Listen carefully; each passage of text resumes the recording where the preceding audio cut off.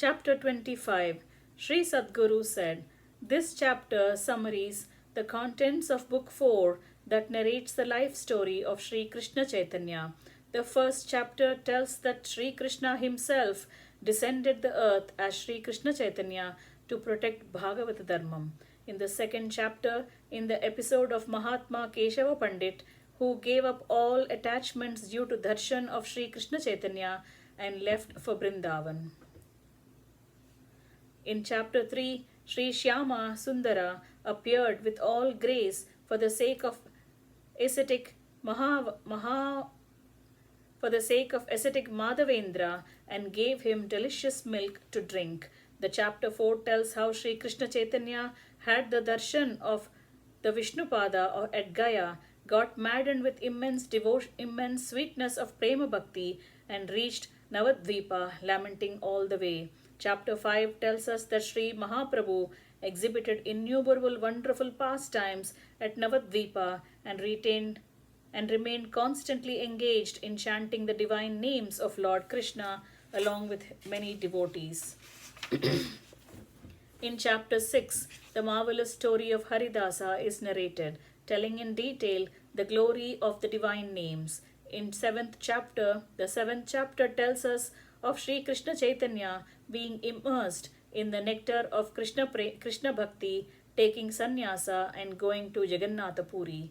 Chapter 8 deals with joyful conversation that took place between Sri Krishna Chaitanya and Sri Ramananda on the banks of beautiful river Godavari. In chapter 9, Sri Krishna Chaitanya wanted Sri Ramananda to explain the details pertaining to the ultimate goal and the means of spiritual upliftment. Sri Mahaprabhu revealed his true identity to Sri Ramananda. Chapter 10 tells of Sri Krishna Chaitanya's arrival at the holy town of Sri Rangam and of his darshan of Sri Ranganatha in association with Sri Venkatabhatta.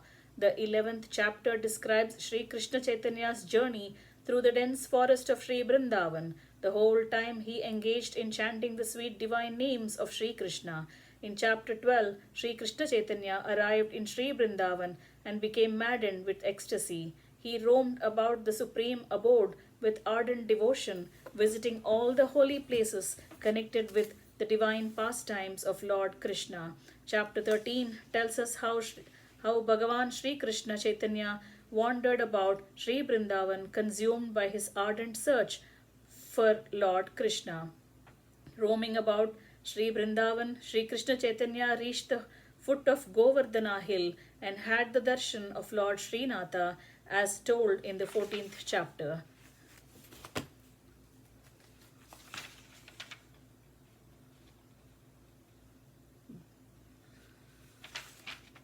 Chapter 15 explains how Sri Krishna Chaitanya dwelt in Sri Brindavan, getting darshan of the divine Rasa Leela on the merit of his prema bhakti. Chapter 16, the 16th chapter deals with Sri Krishna Chaitanya's visit to the religious center Kashi. There he converted Yogi Prakashananda into a great devotee. In chapter 17, Yogi Prakashananda experienced devotion from the very darshan of Sri Krishna Chaitanya and travelled to the holy Brindavan. In chapter 18, Sri Krishna Chaitanya was tormented by the pain of separation from Lord Krishna. Devotedly chanting the divine names, he merged with Lord Jagannatha. Chapter 19 tells of Mahatma Haridasa, who could discuss the heartfelt service rendered in the mind by Sri Raghunatha to the divine couple. Chapter 20 explains how Sri Rupa Goswami and Sri Sanatana Goswami obtained the coveted darshan of Sri Krishna and Devi Radha, whose plaited hair curled like a beautiful black snake. In 21 chapter, Jiva Goswami, totally dedicated to his guru Rupadeva, later rebuked his disciple for his behavior.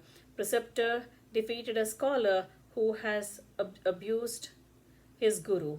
Chapter 22 tells how Sri Gadadhara Bhatta left for Sri Vrindavan the moment he was instructed to do so by Jivadeva. In chapter 23, a harlot tried to bring dishonor on Shri Gadadhara. Even then, the pious man did not get threatened or become indignant, and as he was having no sense of false ego.